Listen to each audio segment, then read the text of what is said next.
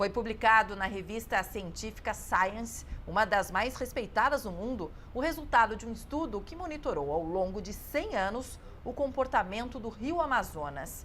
Os pesquisadores descobriram que as grandes enchentes na bacia amazônica estão aparecendo com maior frequência nos últimos 30 anos.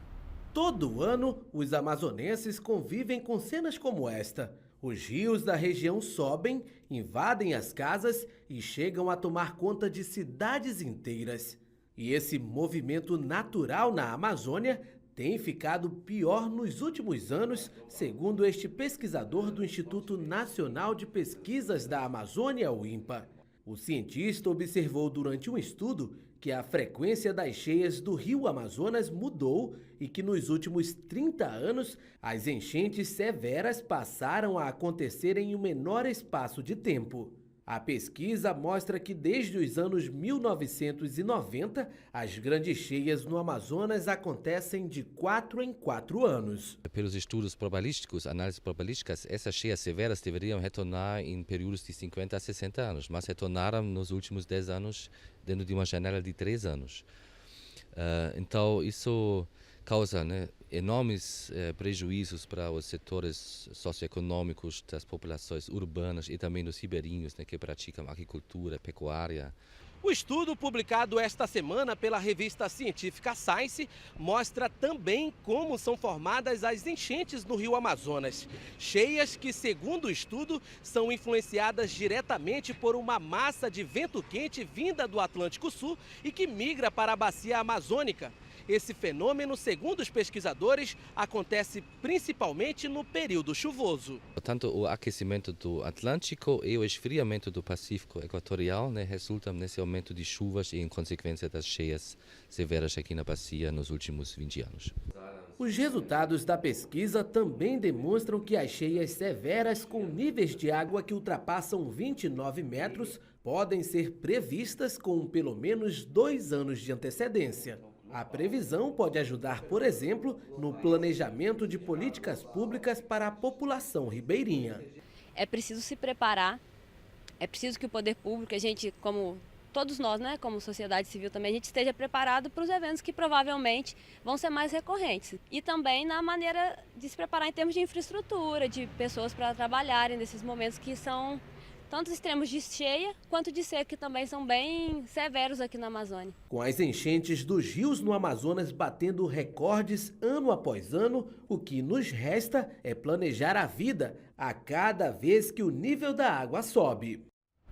Nossa, que situação, né? Agora, 2h37, a meteorologista Laura Ferreira já está aqui do meu lado para comentar. A gente começa comentando um pouquinho aí da situação lá no norte do país. Então, né, Laura? Boa tarde. Boa tarde, Paula. Até ouvi agora, o especialista falando quando a água do Oceano Pacífico está mais fria e a água do Oceano Atlântico está mais quente. A gente tem, um favorecimento aí de entradas de ventos muito quentes e úmidos, o que favorece a formação das instabilidades tropicais. E a gente passou por eventos de laninha, que é exatamente o resfriamento da água do oceano. Então, se a gente tiver realmente cada vez mais eventos, não só de El Niño, mas aí de laninha para favorecer a chuva nessa região, as cheias vão ocorrer realmente com mais frequência. Agora, olhando para os dados desta semana, a gente entra agora numa vazante do Rio Negro, Rio Madeira, o Rio Amazonas também um pouquinho mais para frente, e algumas cidades já, principalmente do oeste e do sudoeste do Amazonas, agora passando pela outra situação, que é uma situação de seca. Choveu pouco nas últimas semanas, inclusive em parte ali do Amazonas. A gente chegou a falar em muita chuva em Roraima, no Amapá, mas a parte mais ao norte do Amazonas. E aí nas áreas mais ao sul a gente está com déficit de chuva. Então a gente tem uma condição agora de famílias já sofrendo por conta da seca, principalmente nessas regiões mais ribeirinhas. A boa notícia é que o tempo segue instável nos próximos dias para essas áreas, não a ponto de encher, da gente falar em cheia, mas tem previsão de chuva para essas regiões, inclusive em todo o sul da Amazônia. O tempo quente e úmido predomina ali no norte do país até o final da semana. Com isso, a gente tem, né, a formação das nuvens carregadas, principalmente nos finais de tarde, também no início das noites, e aí com isso pancadas de chuva ocorrem ali na região.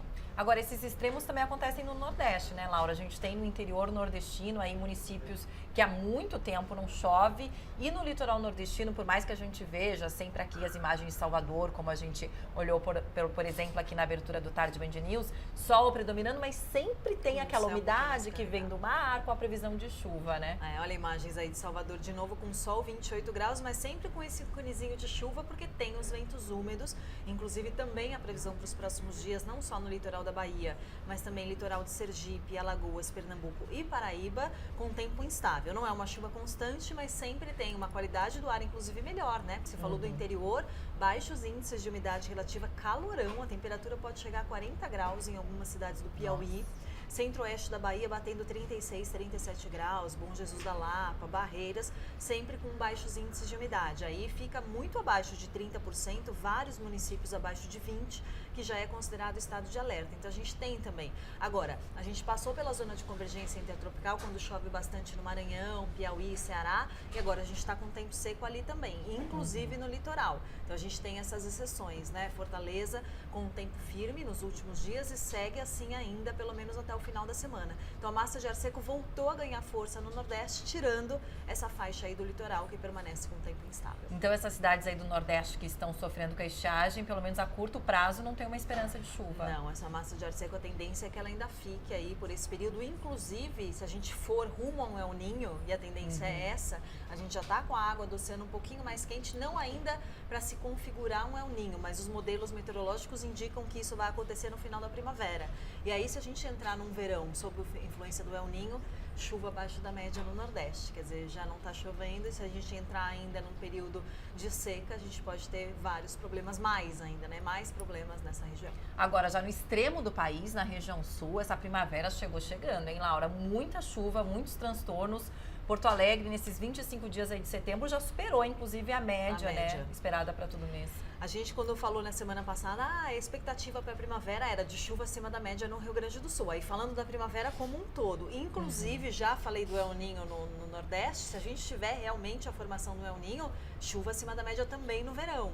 Então, assim, a gaúchos, atenção, porque vai ser uma frente fria atrás da outra. Na verdade, essa que chegou agora, ela está meio que estacionada ali entre o Rio Grande do Sul e Santa Catarina. Tivemos queda de granizo, rajadas de vento, vários transtornos ali no Rio Grande do Sul, com essa chuva que o volume, né, já ultrapassou a previsão para todo o mês de setembro. Segue assim, ainda com chuva nos próximos dias. A temperatura não despencou, porque não é uma frente fria que vem com aquele ar polar por trás, mas ao mesmo tempo não sobe, porque a gente não tem sol, não tem o tempo abafado. Nesse momento, 21 graus. Nos próximos dias fica ali nos 23, 24 de máxima, mas ainda com esse tempo instável e alguns períodos de melhoria, porque agora a frente fria também, além dela avançar para o sudeste, ela já começa a ficar mais fraca. Então, entre uma instabilidade e outra, a gente tem aí umas aberturas de sol.